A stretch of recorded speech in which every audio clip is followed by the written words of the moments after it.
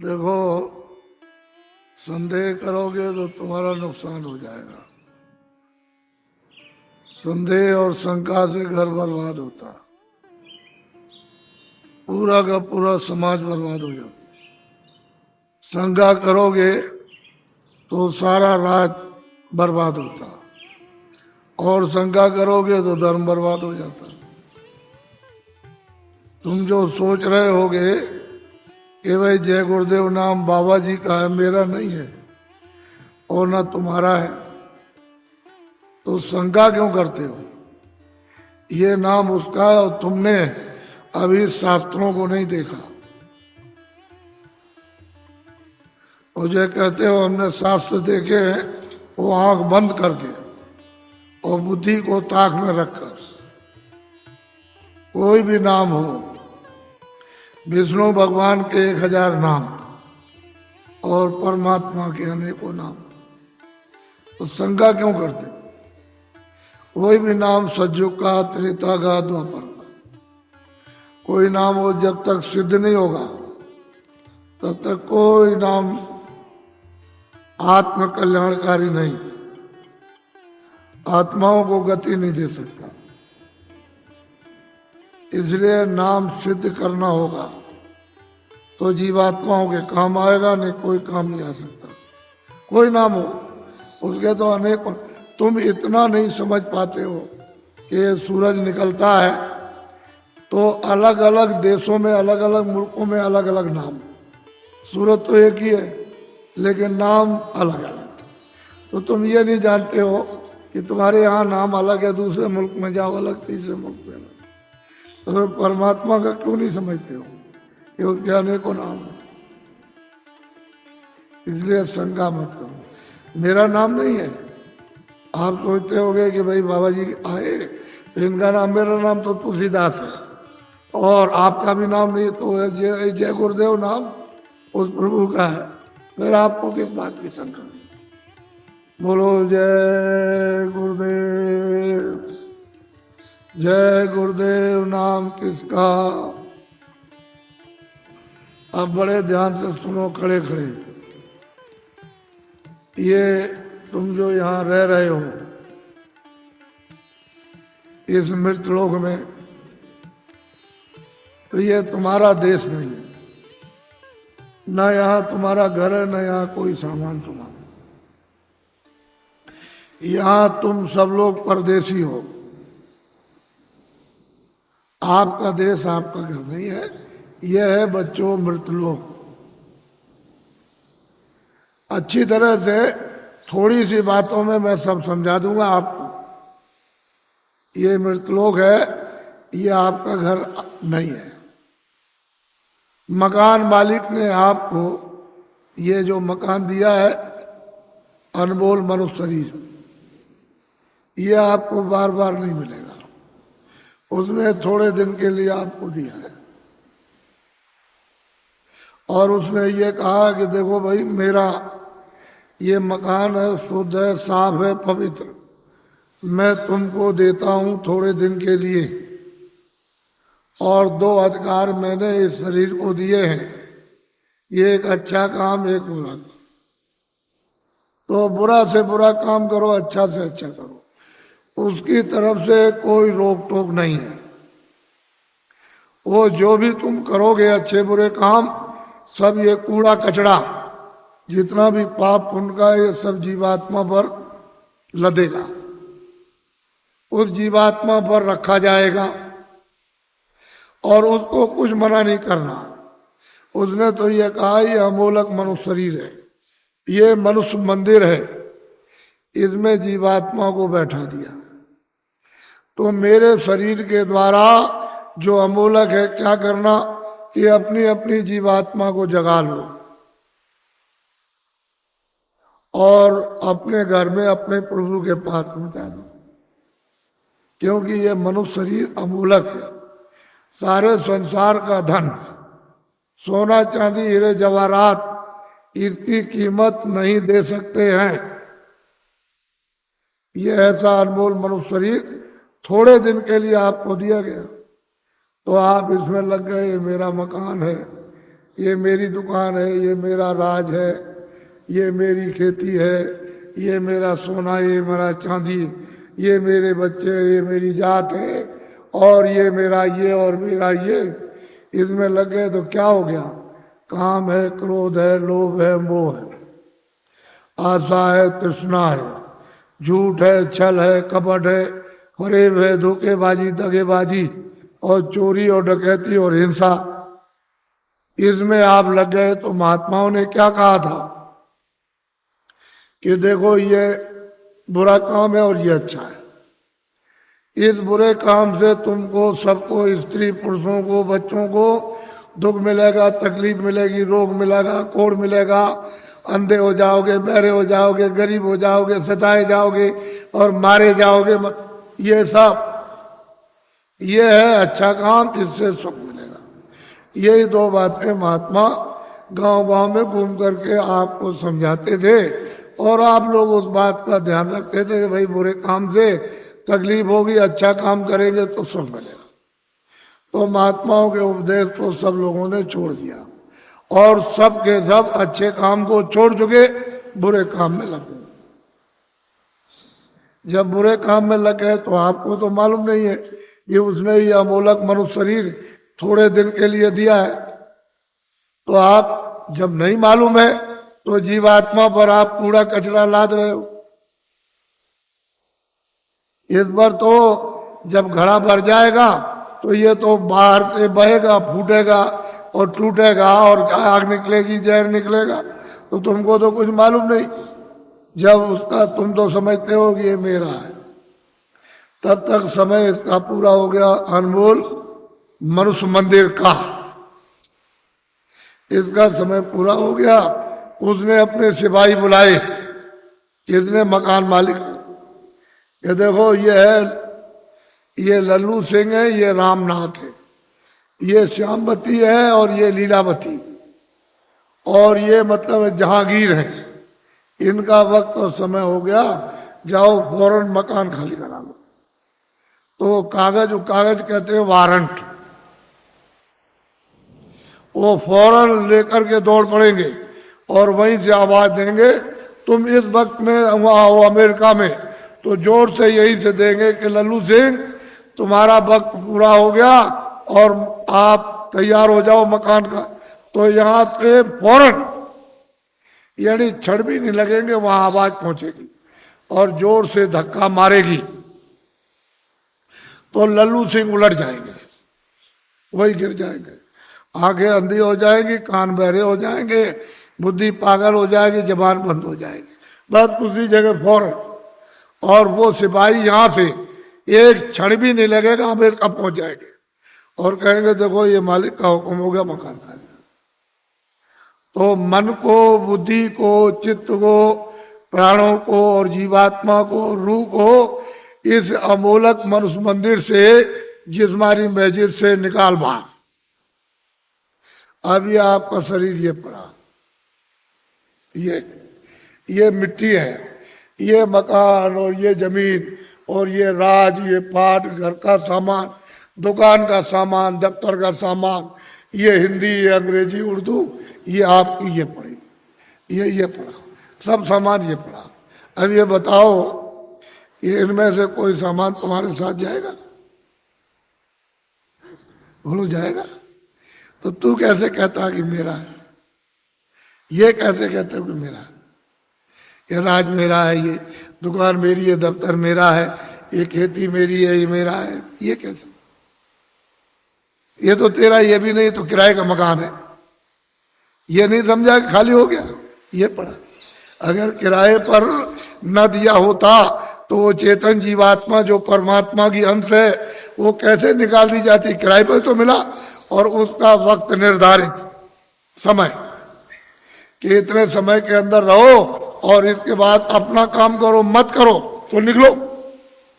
तो तुमने क्या, तुमको लाभ क्या हुआ?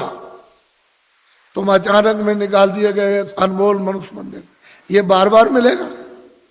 अरे तुम खड़े हो, ये बार बार मिलेगा?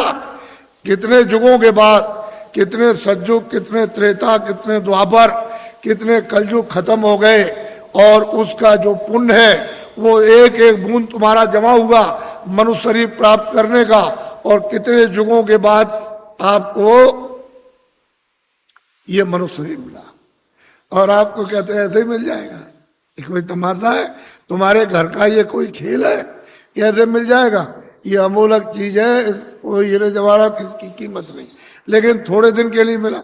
इसमें जीवात्मा को ये अवसर दिया कि देखो शुद्ध पवित्र मकान है, तुम इसमें अपनी जीवात्मा को जगा लेना और घर में अपने पहुंचा दो पिता के पास, प्रभु के पास, उस मालिक के पास, उस स्वामी के पास जो वो सर्वेश्वर है, इन जीवात्माओं का जो मालिक है, जो प्रभु है, उसके पास पहुंचा दो और मकान मेरा मुझे दे दो, शुद्ध है, स्वच्छ और साफ देना।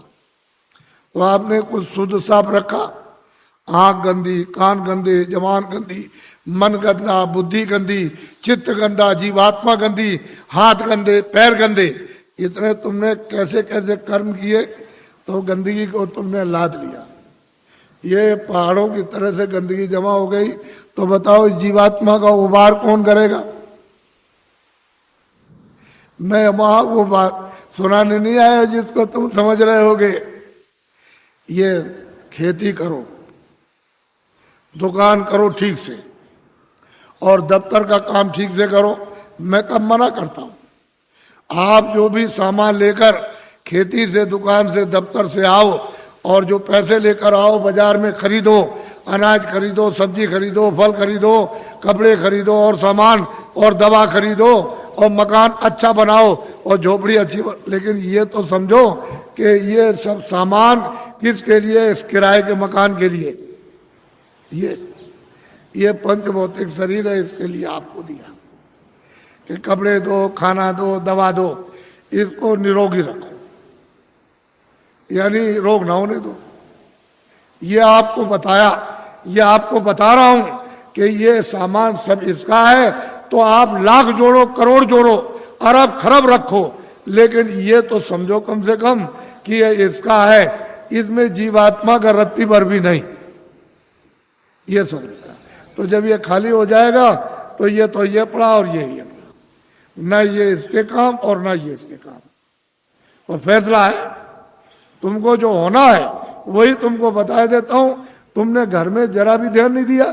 तुम हिंदू हो, मुसलमान हो, सिख ईसाई हो, कि तुम्हारे घर में बच्चा बच्ची पैदा होता है मखमल पहन के आता, रेशम पहन के आता है?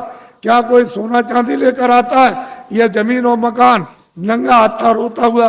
तो तुमको सबको ये देखना चाहिए, भाई कुछ लेकर नहीं आया, ये तो खा लिया। रो रहा है तो अपनी पीड़ा में, अपने दर्द में रो रहा, उसको दर्द और पीड़ा हो रही, सहन नहीं हो रही है, और माँ कहती है अरे बच्चा चुप हो जा, पुचकारती है, लेकिन उसको न देख सकता, न सुन सकता, न बोल सकता है, तो कुछ भी नहीं कर सकता, रोता ही रोता है खाली। तो दर्द में रोता है, पीड़ा में। तुम जब इधर आए, जरा बड़ो हो गए, तो तुमको बताया ये सब, और तुम्हारे जाने का जब समय हो गया तो तुम्हारी बुद्धि यहां रखवा ली, और देखना यहां रखवाया, और सुनना यहाँ रखवाया, बोलना यहाँ रखवा लिया, सब रखवा लिया उसने जितना भी था। और तुमको मतलब यह है कि निकाल बाहर किया, फिर तुमने उस पर कपड़े डाल दिए। क्यों? कि भाई अब देखा नहीं जाता, अब देखा नहीं जाता, अब तो डर लगता, घृणा हो गई, तो कपड़ा डाल देते हो। तो इतना नहीं तुम देखते हो, जब ले जाते हो कपड़ा ढक करके, तो वहां गड्ढा खोद के गाड़ देते हो, लकड़ियों पर रख करके, और इसको रखते हो और जलाते हो। तो तुमने आग लगाते देखा नहीं कि फुक दे, यानी कपड़ा जल गया, नंगा हो गया। तो तुमको ये नहीं दिखाई दिया कि कोई कपड़ा लिए जा रहा है, कोई सोना, कोई चांदी, कोई मकान, कोई बाल, कोई बच्चे, कोई रिश्तेदार, या हिंदी, अंग्रेजी, उर्दू लिए जा रहा?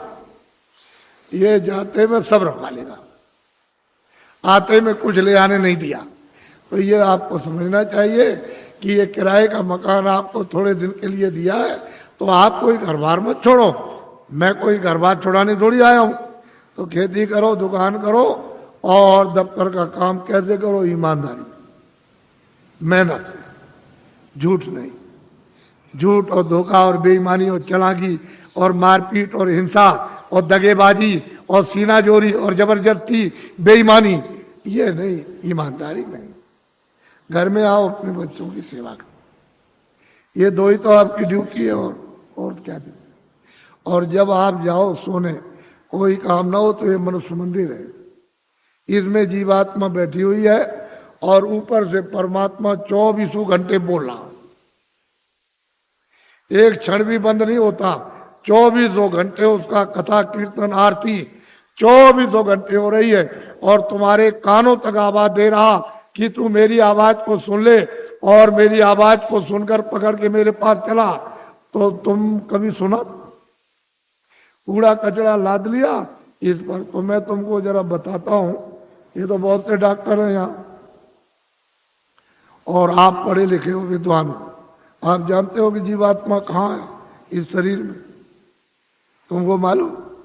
ये जो मिट्टी पड़ी है उसका एक बालू का कण, एक जर्रा उसके लाख टुकड़े कर दिए जाए, उससे भी वो छोटी है और इस शरीर में बंद है। तो किसी ने एक्सरे में, किसी ने आले में बताया? कहीं नहीं पता चलता। सब लोग आला खींचते हैं कि इसमें कौन है, कौन निकल गया और कौन डाला गया, लेकिन कहीं कुछ नहीं। तो मैं तुमको बताता हूं, तुम तो मतलब ये है कि मेरी बात पढ़े लिखे अनपढ़ सब सुनो। देखो ये मनुष्य शरीर, बच्चा पीछे हो जाओ, इधर पीछे मत खींचना नहीं फोटो को, ये सत्संग हो रहा है नहीं, आप कुछ मत करो। ये फोटो किस लिए खींच रहे हो? अभी मत खींचो। देखो मेरी तरफ, ये अनमोल मनुष्य शरीर है, ये मनुष्य मंदिर है, इसमें 24 घंटे देववाणी, आकाशवाणी, आसमानी आवाज, कलमा और आयतें हो रही हैं।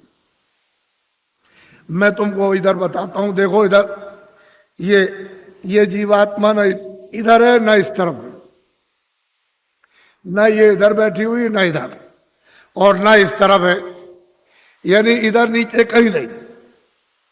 अब मेरी तरफ देखो, ये दोनों आंखें बीचों बीच में, ये जीवात्मा दोनों आंखों के मध्य में, दरमियान में ये बैठी हुई। यहां उस जीवात्मा में एक आंख है, वो तीसरी आंख, तीसरा नेत्र, और शरीर में 2 आंखें। कितनी आंख हुई बोलो? जोर से बोला करो ताकि समझ में आ जाए। 3 आंखें हो गई। देखो इधर ये जीवात्मा दोनों आंखों के बीचों बीच बैठी हुई है। उस जीवात्मा में एक कान है और शरीर में 2 कान। कितने कान हुए? 3 कान हुए। अब तुम समझ लोगे तो जल्दी आ जाएगा।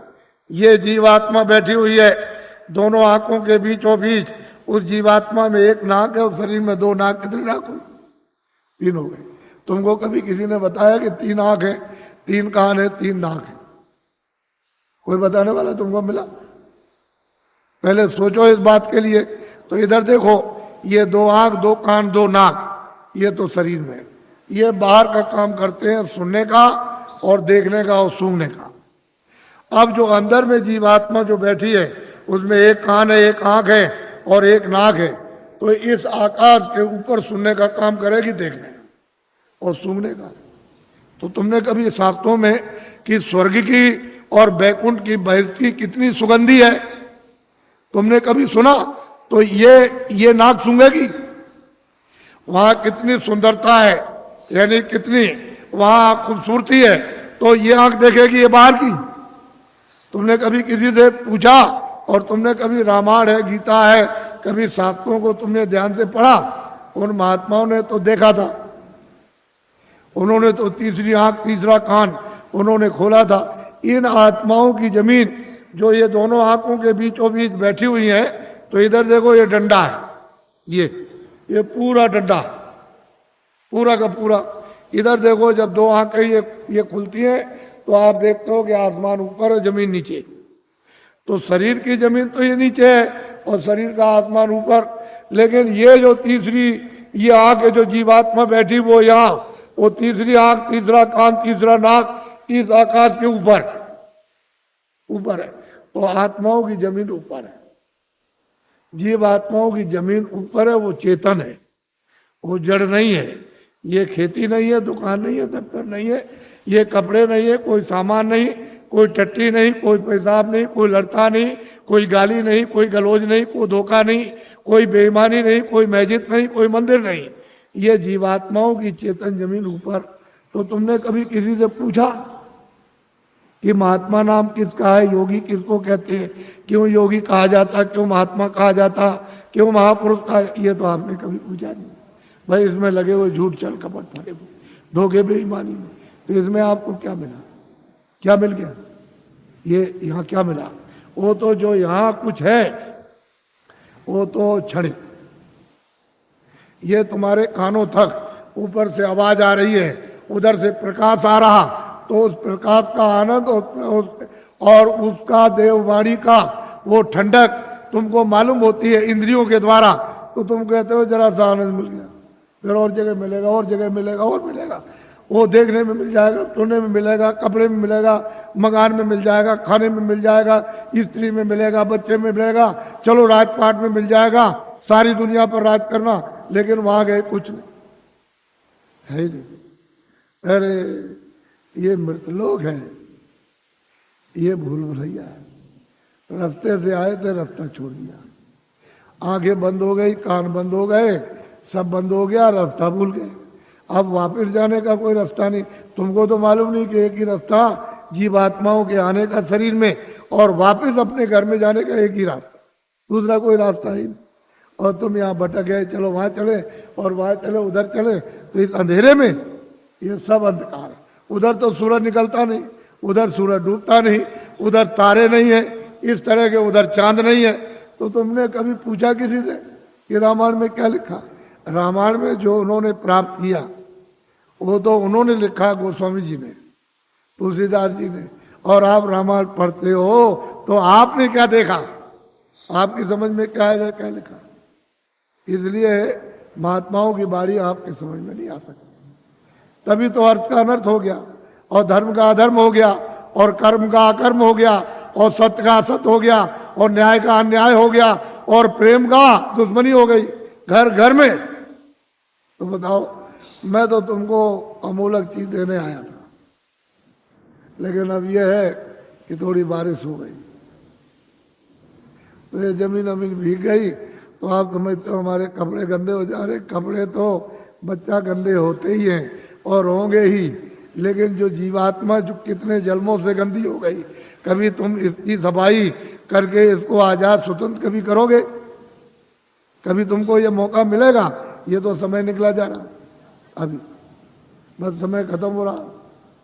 बहुत तो समय चला गया आपका, बहुत बरस आपके निकल गए, अब ये थोड़े से रह गए, वो भी निकलने वाला। बस फौरन वारंट अभी कटता है और तुमको निकाल देगा। बस साल सुई की नोक और बालू का एक कण एक जर्रा जाने वाला है, एक किराए का मकान है। तो अमूलक चीज, ये अनमोल मनुष्य मंदिर में ये जीवात्माओं का अमूलक धन। तो तुमने ये तो कभी सोचा नहीं कि भाई हमने जीवात्मा के लिए अभी तक क्या इकट्ठा किया, उसके लिए कौन सा धन कमा के रखा कि जब तुम यहाँ से जाने लगोगे तो जीवात्मा की रक्षा हिफाजत होगी। उधर तो कोई मदद करेगा नहीं, उधर तो इधर से निकालेगा, और उधर उसने हिसाब कर दिया कि इनको ले जाओ, इन्होंने बड़े मृतलोक में जाकर बड़े दुष्कर्म और बड़े मतलब बुरे काम और पाप कर्म किए, तो इनको ले जाओ, कुत्ते में बंद करो जाकर के। तो कुत्ते में बंद, कुत्ते से निकाला बिल्ली में बंद, बीच से मिला तो गधे में बंद, गधे से निकाला ऊंट में बंद, तो ऊंट से निकाला किसी पंछी में बंद, तो 4 खाने 84 लचोनिया। फिर तुमको ये मनुष्य शरीर किधर मिलेगा? तुम तो ये सब जानते नहीं, तुमको तो ये सब मालूम नहीं, तुमने तो देखा नहीं। इसलिए मैं तुमको अमूलक चीज कहने के आया हूं। कुछ आत्म धन चलते चलाते जीवात्मा के लिए, कुछ आत्म धन, यानी ईश्वरीय खुदाई रूहों को खजाना, उनको कुछ दे दो इस जिस्म में, शरीर में, तो इसका भला हो जाए। नहीं तो ये जा रही है, तो दब गई, ये इसको कौन छुड़ाएगा? बिना महापुरुष, बिना जानकार के इसका रास्ता कौन जानता है? कोई नहीं जानता, सब भटके हुए भूले हुए। तो अमूलक चीज लो, उसको देना चाहता हूं। इसलिए तुम ऐसा मत समझो कि कोई बाबा जी जय गुरुदेव है या बाबा जी भगवान है। हम तो पक्के आपके सेवक हैं, सेवक। कोई भगवान नहीं है, कोई जय गुरुदेव नहीं है। जय गुरुदेव तो हुआ है, हम तो आपके सेवक हैं। सेवा करने का मतलब यही होता है कि तुम्हारी गंदगी को साफ, जो तुम्हारी गंदगी धोता है, साफ करता है, उसका नाम सेवक ही है। जितने भी भारत में महापुरुष आए इस प्रभु को प्राप्त करने के लिए इस कलयुग में, वो सब के सब सेवक रहे। वो कभी महात्मा नहीं बने, न कभी महात्मा बनेंगे, न बने, न उन्होंने कभी इच्छा और ना उन्होंने कभी स्वप्ने मतलब ये कभी सोचा। वो तो सेवा, तो तुम लोग उनको पहचान भी नहीं पाते। और उनके पास में अमोलक धन होता, अमोलक खजाना, और तुम ले नहीं पाते। इसी जमीन में वो भी आते हैं, इसी जमीन में तुम हो, तुम इसमें लगे पड़े हुए हो, और वो यहाँ से निकल के चले गए और तुमको कहते हैं भाई जल्दी कुछ अपना काम करो, नहीं तो ये पराया काम, ये बोझा ढोते हो, ये तो छूटने वाला है, तो ये शरीर चला जाएगा, ये तो मकान तुम्हारा नहीं है और ये सामान पड़ा रह जाएगा। तो अमोलक चीज है, अमोलक धन है, तुम्हारे पास खजाना रखा हुआ अथाह। लेकिन अब क्या करे बेचारी जीवात्मा, ये इसमें बंद है, इस कोठरी में बंद हो गई, फंस गई। अब इसको कुछ नहीं सुनाई दिखाई कुछ नहीं देता। तो कोई महात्मा मिले तभी तो उनकी कृपा दया दृष्टि हो और वो कुछ मतलब ये शुद्धि सफाई करें तो कुछ रास्ता दे दें तो अच्छा रहेगा, नहीं कहा मिलता।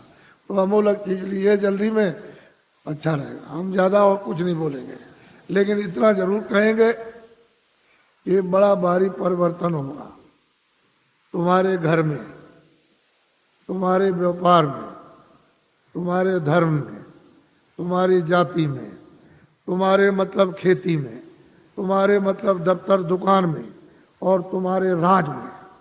इतना भारी परिवर्तन होगा जो तुमको ख्वाब और सुन में भी पता नहीं है। ऐसा मालूम होता है कि बड़े भारी कष्ट आने वाले हैं, तकलीफ।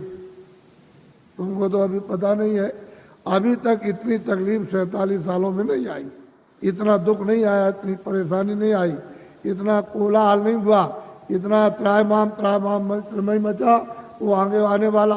तो तुमने कोई बचाव के लिए सोचा, कोई बचाव की कोई औषधि, कोई चीज आपने ली है कि जिससे कि तकलीफों से बचाओ? तो उसके लिए तो कुछ नहीं। लेकिन मैं तुमको इशारा किए देता हूँ ताकि तुम दुकानदार हो, पढ़े लिखे हो, ताकि तुम भी ये समझ जाओ। देखो मेरी विनती प्रार्थना है कि आप कोई भी आंदोलन हड़ताल तोड़ दो। दुकान को बंद करना, दुकान को जलाना, कारखाने को बंद करना, कारखाने को जलाना, दफ्तर को बंद करना, दफ्तर को जलाना, फिर बस को तोड़ना, रेल को तोड़ना, सड़क तोड़ना, ये सब अमानवीय काम आप लोग अपने अपने सब लोग बंद कर दो। ये तुम्हारा काम नहीं है। सही सच्ची बात तो ये है, ये बुद्धि का पागलपन है। इसको तो आप बंद कर दीजिए। क्यों बंद कर दीजिए? यही जब तुमको राज मिला था और खजाना तुमको मिल गया, फौज फाटा, कागज पत्थर और दफ्तर मिल गए, प्रजा मिल गई, तो इसको सबको उपदेश करना चाहिए था कि ये सब सामान तुम्हारा है। दफ्तर तुम्हारा, खेती तुम्हारी, दुकान तुम्हारी, कारखाना तुम्हारा, बस तुम्हारी, और तुम्हारा मतलब ये रेल तुम्हारी, सड़कें तुम्हारी, और तुम्हारे काम आएंगे, सब तुम्हारा है। और ठीक भी बात है। अभी मैं रास्ते में आ रहा था तो रास्ता जाम है, तो सड़क तो आप भाई आपकी है, आप आ रहे हो, आपके काम आएगी। तो मतलब इसका मतलब ये नहीं है कि आप नहीं गए उस सड़क पर तो आपके काम आएगी, आप 2 दिन बाद जाओगे तो सड़क जाम हो जाएगी। तो आपको तो ये जानना चाहिए सब चीजें मेरी है। अब इनको आपने जला दिया, जलवा दिया, जला दिया, तोड़ दिया, फोड़ दिया, दुकान को, दफ्तर को, कारखाने को, इसको उसको, तो ये जो आमदनी का नुकसान हुआ ये किसका हुआ? हे बच्चों, तुमने अपनी आमदनी उसको जला करके खाक कर दी, अब रो रहे हो। तो ये लोग राज कर रहे प्रांतों में और वहां सेंटर में, तो देखा इनको कि भाई अब पैसा नहीं रह गया, अब क्या किया जाए? तो ये बाहर भगे, बाहर से ले आए कर्जा मांग करके, हमारा देश गरीब है तो हमको कर्जा दे दो। सब देशों से मांगा है और सब से ले आए। कितना ले आए इसको वो जाने, आप तो जान नहीं सकते हो, लेकिन इतना कर्जा ले आए कि दे नहीं सकते, और उस कर्जे का इतना ब्याज होगा नहीं दे सकते। अब कहाँ लगाया कहाँ नहीं लगाया तो आप जानो, लेकिन मैं तो इतना ही कह सकता हूं। पर ये आपको बताना चाहता हूं कि वो भी जो कर्जा ले आए तो खत्म, पता नहीं कहां चला गया। अब ये लोग भगे कि देश कैसे चलेगा, तो वहाँ सरकारों से मिले हर मुल्क में कि देखो भाई हमारा देश बहुत गरीब है और मतलब यह है कि अपने देश के बड़े बड़े उद्योगपति सेठ साहूकार पैसे वाले हमारे देश में भेजो, हम सुविधा सब प्रकार की देंगे और वो पूंजी का यानी रुपए पैसे का फैलाव कर दे विस्तार। तो लोग वहां से चल पड़े। तो मैं 4 साल से बोल रहा हूं लगातार कि देखो भाई उनके आने का यहाँ मुहूर्त नहीं है। विदेशी उद्योगपतियों का भारत में रुपया पैसा फैलाने का, पूंजी निवेश का यानी मुहूर्त नहीं है, योग नहीं। और ये भी साथ साथ कहता हूं कि तुम लोग भी विदेश में पूंजी का विस्तार जाके मत करना, क्योंकि तुम्हारा विदेश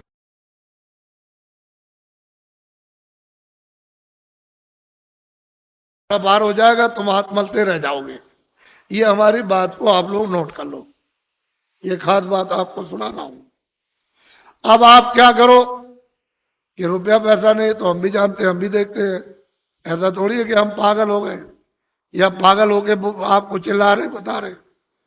मैं भी जानता हूं ये बात नहीं है, लेकिन ये कहना चाहता हूं कि जितने भी आपके यहाँ सेठ साहूकार छोटे बड़े, उनको इकट्ठा करो और उनसे ये कहो कि हम तुमको सब सुविधा देंगे, तुम कहीं से भी रुपया पैसा ले आओ, तुमसे पूछा नहीं जाएगा तुम कहां से ले आए, और इनकम टैक्स सेल टैक्स इस पर नहीं लगेगा। ये कारखाना लगाओ छोटा बड़ा, 1 साल में या 1.5 साल में 2 साल के अंदर छोटा बड़ा कारखाना लगा दो। और इतना ही काम आप सेठ साहूकारों को करना है कि जितने बच्चे यानी छात्र स्कूल में पढ़ते हैं इनको नौकरी और काम दे दो, बस इतना ही। हम आपको पूरी सुविधा देंगे। तो आप ये क्यों नहीं सोचते हो जो आपको दिशा बताई जा रही? आप लोग क्यों नहीं सोचते हो? जब आपको एक दिशा बताई जा रही सही सच्ची, तो आप क्यों नहीं इसको सोचते हो इनको सुविधा दे दो, इनकम टैक्स सेल टैक्स थोड़े दिन के लिए तो खत्म करो। जब आमदनी बहुत होने लगे तो नॉमिनल यानी मतलब यह है कि मामूली तो ठीक है, लेकिन ये क्या, और पीछे वाले का आप अपना जो लेते हो लेते रहो, तो आप जानो। लेकिन ये कहो इनसे कि हम तुमको बैंक से रुपया नहीं देंगे, तुम कहीं से लाओ, तुमसे पूछा नहीं जाएगा। एक छोटा सा कानून बना दो 2 लाइन का, बस उसमें लिख दो कि भाई आपसे पूछा नहीं जाएगा और इस नए कारखाने पर कोई इनकम टैक्स सेल टैक्स नहीं लगेगा और आप छात्रों को काम नौकरी दो, बस आपको ये करना। लेकिन आपने मेरी बात को 4 साल से ध्यान में किसी ने नहीं दिया और दिन भर दिन तुम्हारी हालत इतनी जैसे कि लकड़ी में घुन लग गया, उससे भी बेहतर हालत होती जा रही। फिर तुम मानते क्यों नहीं हो? इसके माने है कि तुम्हारे कर्म इतने खराब सबके, यानी इतना दुष्कर्म है कि वो कुछ लगने ही नहीं देता। फिर मेरी बात को सुनो ध्यान से। ये अगर बाहर से आ जाएंगे तो तुम्हारे कारखानों का नक्शा बनाएंगे कि तुम बनाते क्या हो अपने कारखाने में, वो सब नक्शा बना करके बाहर ले जाएंगे। फिर वो क्या करेंगे तुमको तो मालूम नहीं है कि वो आएंगे तो कई काम करेंगे कि तुम्हारा सामान बाहर बनाएंगे सुंदर, ये सुंदर कुछ सामान नहीं सुंदर बना देंगे और मजबूत, और जितना तुम्हारा 400 का है वो 100 का रखेंगे। 400 रुपए का बिकता हो 100 का बेचेंगे और 300 का बिकता हो 50 का बेचेंगे। वो मुनाफा नहीं लेंगे, बड़े चालाक हैं कि मुनाफा नहीं लेंगे। और बाजार में वहां से सामान ला के उतार देंगे आपकी मंडी में। तो ये जब सामान जब ये देखेंगे लोग कहेंगे भाई बड़ा सुंदर है और बड़ा मजबूत और बहुत सस्ता है, ये सामान तो ये यहाँ का दुकानों पर रखा है देसी बाजारों का, ये तो बहुत महंगा है, तो कोई लेगा नहीं।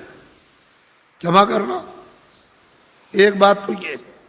और वो क्या करेंगे, बड़े बड़े बोर्ड बना दिए, 3-3 लाख 2-2 लाख और 5-5 लाख के कलकत्ते और दिल्ली और बंबई में उन्होंने लगा दिया कि ये मेरा विदेशी कंपनी का नाम, और उसके उन्होंने शेयर निकाल दिए। तो आपने शेयर खरीदना शुरू कर दिया और शेयर खरीदने लगे, वो तो शेयर बेच करके दलालों को दे दिया और वो रुपया ले गए देसी बॉर्डर पर, वहां डॉलर ले लिया और चले गए अपने देश में। वहां से कहते हैं कि भारत अभी अस्थिर है, अभी हम पुनः फिर से विचार करेंगे। एक बात तो ये हो गई। और यहाँ उन्हीं शहरों को एक ईंट नहीं रखी है और सुई की नोक नहीं बनी यहां भारत में, और कंपनी का नाम और शेयर बिक रहे और दलाल बराबर निरंतर बेच रहे। अरे बच्चा, ये सामान जो लाकर दुकानों पर जब नहीं बिकेगा तो उससे भी कम बेचोगे आप। जब ये नहीं बिकेगा और उन कारखानों का सामान उठा करके तुम अपनी दुकानों पर नहीं ले आओगे तो वो क्या करेंगे कारखाने वाले? वो तो अपने आप बंद हो जाएंगे, बिना हमारे मर गए। कोई हड़ताल नहीं, कोई ये नहीं, कोई तोड़फोड़ नहीं, वो ऐसे ही बंद हो गए। तो जितने भी वहां मजदूर और वहां पर जितने भी क्लर्क और वहां मैनेजर काम करते हैं, सब जब बंद हो जाएंगे तो घर बैठ जाएंगे। तो आखिर उनके बच्चे पढ़ते हैं स्कूल में तो काम, जब सब कारखाने बंद हो जाएंगे तो नौकरी काम। इन छात्रों को किधर से मिलेगा? कभी आपने सबने बैठ करके इस पर गहराई से सोचा? ऐसे हवाबाजी करते रहे। फिर वो आएंगे यहाँ सब जगह अड्डा जमा लेंगे, सब जगह। और तुम जितने भी की पोस्ट के, बड़ी पोस्ट के बड़े जिम्मेदार, उनको सबको अपने पैसे, क्यों कि भारत का आदमी बहुत लालची, बहुत लालची, उनको खरीद लेंगे तो ये भारत भर फिर गुलाम हो जाएगा और तुम ऐसे हाथ मलते रह जाएगा, सट से चला जाएगा, सट से। इसलिए सोचो, बाबा जी का अगर इसमें कोई मतलब हो तब तो एक बात कह भी सकते हो। तो मैं तुम्हारी परेशानी जो तुम चिल्लाते हो आकर के और कहते हो बड़ी तकलीफ है और बड़े ये, तो भाई डॉक्टर हैं और बड़ी बड़ी फैक्ट्रियां और बड़े बड़े अस्पताल है, वहां जाओ दवा करो। जा कह लगे हमने तो बहुत दवा कर ली और हमारी घर घर बीमारी, ये जितने बैठे सब बीमार, बच्चे बीमार, बच्ची बीमार, बुढ़ा बीमार, अड़ोस में पड़ोस में बीमार, बीमारी बीमारी बीमारी, और दवा खाते खाते परेशान। और अब मतलब ये बीमारी नहीं जाती है तो इधर गिरते हो आकर के इधर कि भाई कुछ बता दिए, कुछ दया कर दिए, कुछ भाई यहाँ कहाँ से अस्पताल, यहाँ जाओ अस्पताल में जा करके। कह लगे वो तो हम सब कर आए और सब दवा खा ली, कोई दवा हमने छोड़ी नहीं, तो इधर कैसे आए? कह लगे तो दुआ दे दीजिए आ सकता। अब क्या करें?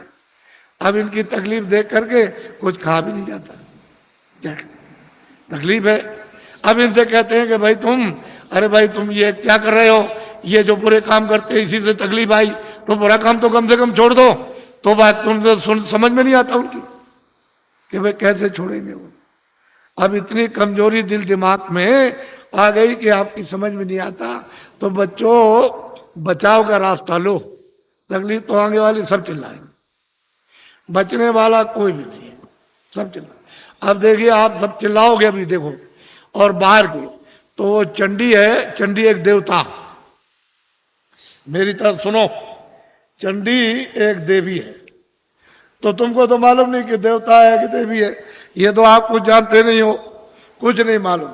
तो चंडी 4 सालों से निकली है, एक हाथ में तो मसाल है और दूसरे हाथ में उसके एक तलवार है, और निकली हुई है सब सारे देशों का दौरा कर रही है, मुल्कों का। तो जिस देश में जाती है वहां धन गायब कर देती है, ये जो भी उस देश के धन का नाम होगा वो गायब। तो वहां की जनता कहती है कि भाई धन किधर गया? तो जो सेठ साहूकार वो भी कहने लगते हैं कि भाई ये धन किधर चला गया। फिर वहां का जो शासन करते हैं, राज करते हैं, वो भी कहने लगते हैं कि भाई ये धन किधर चला गया, अब क्या किया जाए, कुछ ऐसा करना चाहिए, कुछ ऐसा। दूसरे मुल्क में जाएगी वहां गायब, तीसरे मुल्क में, सब मुल्कों में जाएगी और भारत में भी आएगी। वो छोड़ नहीं सकती भारत को भी, यहाँ भी आएगी तो यहाँ के धन को गायब कर देगी। तो यहाँ जनता कहेगी यार भाई मतलब धन किधर चला गया, ये सेठ साहूकार सब लोग कहेंगे भाई धन किधर गया। वो शासन करते हैं दिल्ली में, प्रांतों में, ये भी कहेंगे भाई धन किधर चला गया, कुछ समझ में नहीं आता। ये सब मुल्कों के जब सब के सब चिल्लाने लगे और रेडियो और अखबारों पर आने लगे, अरे बच्चा तब मेरी बात को मान लेना, अभी तो सुन तो ले, तब तो तुम मानना बात को, लेकिन लिख के तो रखो कि बाबा जी आज मतलब ये 26 तारीख को आपके धार में आए और वो उन्होंने ये बात कही सबके लिए, किसी मुल्क को छोड़ा नहीं, कोई आपके जात पात, इसमें कोई हिंदू मुसलमान की बात या कोई आलोचना की बात हो तब तो एक बात कहो, यहाँ तो सब मनुष्य इंसानों की बात हो रही। तो आप लोग अगर सुनोगे नहीं और बचाओ नहीं तो फिर समझ लो आप कि क्या मुसीबत आ रही है आगे। देखना जब एकदम घटना हो जाती है तो मतलब यह है कि पानी आ जाए और लोग कोई कह करके जाए कि भाई घर का सामान छत पर रख देना ऊपर और बाल बच्चों से और जानवरों से होशियार रहना, तो तुम सोचे रहे अच्छा देखा जाएगा, तब तक उधर से पानी आया, घर में घुस गया। और जब तक तुम जगे तब तक इतना हो गया, वो बच्चा सो रहा था, तुम अपनी जान लेके वो भगोगे कि बच्चे को बचाओगे, बच्चा छूट गया, सामान तो सब गए और जानवर बंधे थे मर गए। तो जो कह करके गया था तुमने उसकी बात क्यों नहीं सुनी? वो तो तुम्हारे हित की बात कर रहा था, उसका क्या हित था? अरे जो कह के गया उसका लाभ मुझे बताओ क्या था? वो तो ये देख रहा था आपको दुख होगा तो जब मैं रोएंगे चिल्लाएंगे तो मुझे भी दुख होगा, तो वो कह के गया था आपको, तो सुनना चाहिए था। सीधी सादी बात, समय बड़ा खराब आ रहा। अच्छा अब मैं आपको अमूलक चीज दे दूं, ये तो बाहर की बातें समझा दी, आपको थोड़ी सी इशारा कर दिया, लेकिन ये बात जरूर है कि घर बार तुम कभी मत छोड़ना, खेती मत छोड़ना, दुकान मत छोड़ना, दफ्तर का काम नहीं। जो भी आदमी के घर बार छोड़ के बच्चों को छोड़ के चला जाएगा काम काज और साधु हो जाएगा, उसको कभी भगवान नहीं मिलेगा, कभी भी नहीं मिल सकता। ये पहले मेरी बात को ध्यान से सुनो, अपने घर में रहो, बच्चों के बीच में रहो इसी जगह, और 23 घंटे तुम मेहनत करो इस शरीर से, शरीर के लिए दुकान करो, दफ्तर का काम, खेती करो, इस शरीर के लिए, भोजन कपड़ों के लिए, इसके लिए, दवा के लिए सब, और बच्चों के लिए, इसके लिए, और 1 घंटा उसमें से बचाओ अपनी जीवात्मा के धन के लिए, ताकि इसको कल्याण हो जाए, इसकी मुक्ति हो जाए, ये आवागमन से छुटकारा पा जाए, न जल में न मरे। 1 घंटा तुम नहीं बचा सकते हो, और 23 घंटे इसमें तुमको लगाने को कह रहे, तुमको ये तो नहीं कह रहे कि तुम छोड़ देना कुछ, ये तो सोचो तुम। और मैं तुमको इसी मनुष्य रूप मंदिर में, इसी में जो अनमोल मनुष्य मंदिर जो दिया जिसमें जीवात्मा बंद है, उसी में मैं अभी रास्ता आपको बताता हूं। अभी इसको कहते हैं नामधाम। इसके पहले 2 चीजों का ध्यान रखो हमेशा कि शाकाहारी हो जाओ। जितने भी अनाज है, सब्जी है, फल है, दूध है, घी है, 100 बार खाओ। कितने बार? 100 बार। तुमको भूख लगे उससे भी ज्यादा खाना, तुमको कोई मना करने आए तब कहना। अच्छे मकान में रहो, अच्छी झोपड़ी में रहो, मना कौन करता आप? लेकिन शाकाहारी, अशुद्ध आहार मत करना। बस इतना ही बचत करनी है कि आपको अशुद्ध आहार नहीं करना, किसी आदमी का, किसी बच्चे का, किसी पशु का, किसी पंछी का अशुद्ध आहार नहीं करना। शुद्ध आहार करो आप, जिससे शुद्ध बुद्धि रहे।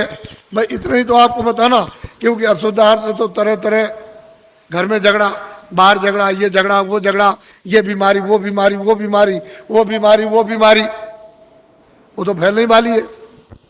अभी बीमारी जो फैलेगी उसको तो अभी आपने देखा ही नहीं। तो असल में शाकाहारी, शुद्ध आहार। दूसरा है बीड़ी पियो, तंबाकू पियो, कब। मैंने तो कभी पिया नहीं, मुझे तो मालूम है नहीं कि हुक्का बीड़ी तंबाकू कैसा होता। लेकिन ये बच्चे जो 18 साल 20 साल के खड़े हैं, वो बीड़ी तंबाकू हुक्का नहीं पीते, कभी मत पीना। जो बच्चे नहीं पीते कभी मत पीना, एक खराब आदत न डालना। जो पीते हो पी लो, आपके लिए बात। लेकिन बच्चों बच्चियों ऐसा कोई नशा मत करो जो तुम्हारी बुद्धि पागल हो जाए। तुमने इसको नहीं सोचा? कोई नशा मत करो किसी तरह का हो जो बुद्धि पागल हो जाए और तुम अपने घर में बच्चे बच्ची को और अड़ोस पड़ोस में बहू बेटी को पहचान न सको। ऐसा कोई नशा मत करो। और चले जा रहे हो तुम, तो सामने तुमने समझा कि जमीन बराबर, और वहां गड्ढा मिला, उसमें पैर चला गया तो पैर टूट गया और सिर लड़ गया गड्ढे में तो सिर फट गया, मर गए। ऐसा कोई न रामायण कहती है, न महात्मा कहते हैं, न कुरान कहती है, न फकीर, न मस्जिद कहती है, न मंदिर कहते हैं, न शिव जी कहते हैं, न आपको कोई और। ये कोई ओ जो कहते हो शिव जी भांग पीते थे, भांग पीते थे, भांग पीते, तुमने भांग पीते हुए देखा? वो भांग नहीं थी, वो कोई और नशा था। ये झूठी बात है। जो लोग उनके नाम से भांग पीते और कहते वो भांग पीते थे, भांग नहीं पीते थे। ये ऐसा देवता कभी भांग नहीं पीता, वो भांग नहीं पीते। लेकिन तुमने ये 2 चीजों से बचो, बाकी तो कोई मैंने मना किया नहीं। मैं तो एक सीधा साधा आपका सेवक हूं, एक आदमी हूं, और सही सच्ची बात तुम्हारे सामने तुमको बताने आए हो, तुम नहीं जगोगे, नहीं समझोगे तो मैं इसके लिए क्या करूंगा? मैं तो अपनी बात कह के चला जाऊंगा। जब तुम उधर जाओगे और उधर जब हिसाब होगा तुम्हारा, क्योंकि वो तो सब लिखा जा रहा, आज दिन में तुमने कितना बुरा काम किया, कितना अच्छा किया, कितनों को धोखा दिया, कितनों को मारा, कितनों के साथ बेईमानी की, कितनों को पानी पिलाया, कितने बार मंदिर में पूजा की, कितनी रामायण, कितनी कुरान पढ़ी, ये उधर में और कैसे कुरान पढ़ी, ये वो सब वहां सब लिखा हुआ। वो आदमी भी मिलेगा जिसको तुम काट रहे हो और जिसको मतलब है कि तुम उसको चीर रहे हो, वो सब मिलेंगे वहां। तो पूछेगा भाई तुम्हारे सामने कोई रामायण गीता, कोई भागवत, कोई कुरान पुराण कोई तुम्हारे सामने नहीं थे जिन्होंने महात्मा फकीरों ने नहीं बताया कि भाई अच्छा ये बुरा? तो मोहम्मद साहब से पूछा जाएगा कि भाई मतलब ये है कि तुम गए थे जमीन पर और तुमने मतलब ये नहीं बताया कि बुरा काम बद काम है। कह लगे मैंने तो इनसे सबसे कहा था कि ये बद काम है, ये नेक काम, इस बुरे काम को मत करना, अच्छे करना, लेकिन इन्होंने मेरी बात नहीं मानी। तो फिर वो भेजेगा सीधा, वहां हिसाब करता है, वो हिसाब करता है। तुमको दोजख और नरक मालूम नहीं है, वहां बड़े बड़े बादशाह पिट रहे वहां और जलाए जा रहे, कितने करोड़ों वर्षों तक जलाए जाएंगे और लाखों मीलों तक आवाज आती है और कोई सुनने वाला नहीं कहीं भी, ना उनका धन दौलत जाता, ना तलवार जाती उनकी। ये झूठा, तुम इसके लिए हम मर गए और चले गए हमेशा। तो इसलिए तुम लोग इस पर विचार करो। तपस्या करने से यानी माया लुभाती है कि तुम ये ले लो धन, ये राज ले लो, तो अगर तुम लुभा गए तो राज मिल गया और राज का जब भोगा तो सीधा नरक हो गए।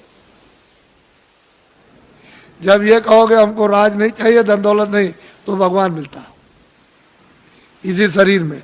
मरने के पहले मीरा ने मरने के पहले प्रभु को प्राप्त किया। आपको क्या मालूम कैसे पाया? तुलसीदास जी ने पहले ही वो 25 ही साल के अंदर प्रभु को प्राप्त कर लिया। आपको क्या मालूम कैसे पाया? आप क्या जानो? इसलिए आप अमोलक धन लो इस मनुष्य मंदिर में आत्माओं का। ये नामदान है, ये उस तरह की दीक्षा नहीं है या मंत्र वैसा नहीं है, ये आत्म धन का दान है, ये ईश्वरी धन का दान है। जो उसकी कृपा होती है तब कभी कभी महात्माओं को आदेश मिलता है कि इन आत्माओं को बांट दो जो मानव शरीर में है, तो कभी कभी मिलता है मुफ्त में। ये पैसे से नहीं मिलेगा, तुम ये सब रख दो जा करके पूरा आधार का, तो ये चीज मिलने वाली नहीं है। ये कभी दिमाग से निकाल देना, ये दौलत पैसे से नहीं मिलती, ये तो मुफ्त बख्शीश में यानी प्रसन्नता से मिलती है। तो तुम्हारे पास कुछ है, तुमने किसी से प्रेम किया? वो कहते हैं कि प्रेम से प्रकट होए भगवान। किसी से किया प्रेम? किसी से नहीं किया। उसी शिव के सामने चोरी करते हो, धोखा देते हो, विष्णु के सामने राम के मंदिर में जाते हो, दूसरों का गला काटते हो। अगर एक भी देवता खड़े होकर के कह दे कि आज से ये बेईमानी मत करना, ये दगेबाजी, तो कहोगे मैं ऐसे देवता को अब नहीं मानता। जो सबके सामने हमारी बुराई कह दे, हम नहीं मानते ऐसे, फिर कभी नहीं आप जाओगे।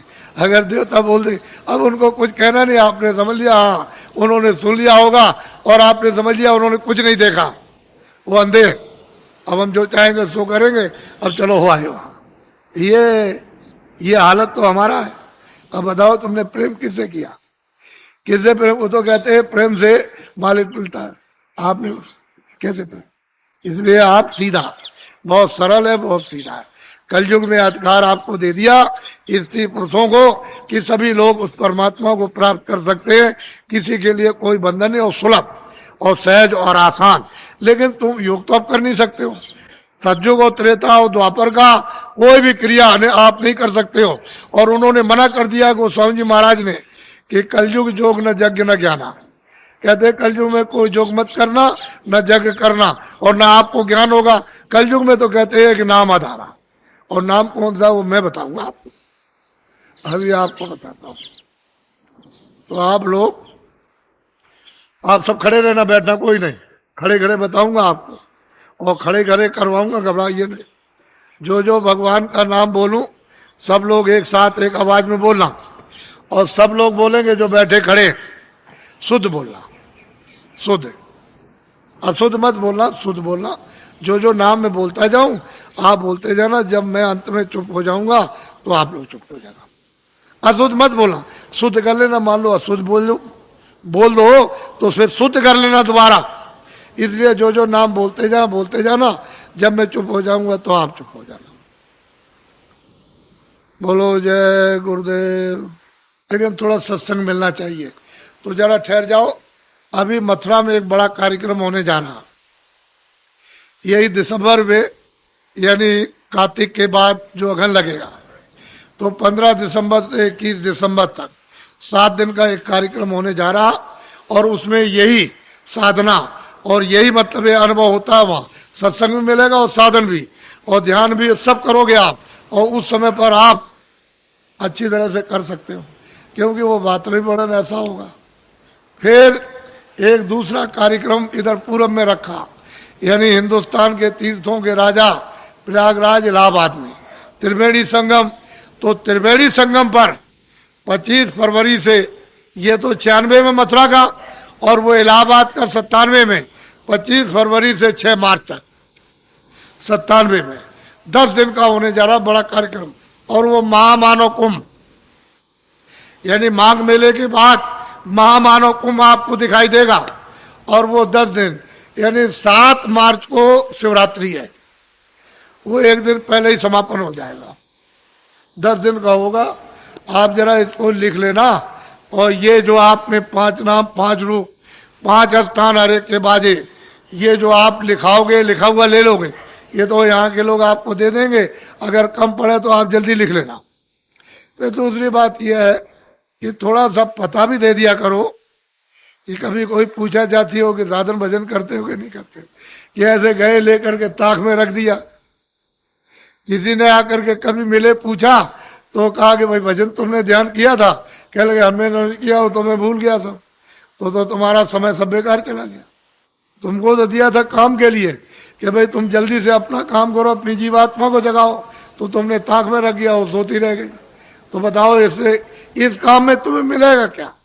इससे ना कुछ मिला ना कुछ मिलेगा, और इस काम से खाली जाओगे। अगर तुमको कुछ करना है तो इसी समय के अंदर थोड़ा 1 घंटा समय निकाल कर अपना आत्म धन जमा कर लो। यही तुम्हारे काम आएगा। जब कोई रक्षा नहीं करेगा उस पीड़ा में, उस दर्द में, और 84 नरकों से अगर बचना चाहते हो, धन जमा करो जल्दी से। ये बहुत सुलभ है, इसमें शरीर पर कोई कष्ट नहीं। बस मन की घेराघारी थोड़ी करनी है कि कहीं उतने समय के लिए न जाए, ये थोड़ा सा रुक जाए, कानों के साथ आंख, भाई इतना ही काम करना। इसमें शरीर का कोई कष्ट नहीं। और करो कैसे भी, लेट के बैठ के, जंगल में करो, घर में करो, कुर्सी में करो, लेकिन उसका तरीका तो सीख लो। थोड़ा सत्संग मिलेगा तो जल्दी सीख जाओगे, और नहीं मिलेगा। अभी तक तो आपको ये बातें मालूम नहीं थी, ये तो आपको नई बातें आज मालूम हुई। आपके लिए तो नई है, लेकिन ये सनातन है। जब से तुम आए एक रास्ते से, और उसी रास्ते से वापस हो गए अपने घर के लिए, अपने देश के लिए। दूसरा कोई रास्ता नहीं है। यहाँ भटकते फिरो चारों तरफ तो जन्म मरण होता रहेगा। 84 जाओ, नरकों में जाओ, जल वो मरो, और जो किया उसका भोग भोगो। और कभी मनुष्य शरीर मिलेगा तो फिर तुमने वही काम किया, और फिर चले गए आप फिर 84 नरकों में। तो ये ऐसे ही चलते रहोगे, ऐसे जन्मो मरो, जन्म मरो। तुमको कहीं स्थिरता नहीं मिलेगी। स्थिरता वापस जाने पर, जब ये भजन करोगे, नाम डोरी को पकड़ लोगे, चढ़ चलोगे ऊपर। वो तो ऊपर खुले हुए मैदान है, और वहां तो अंधेरा कभी है नहीं। मैं कभी अंधेरा होता हो तो प्रकाश ही प्रकाश, रोशनी रोशनी।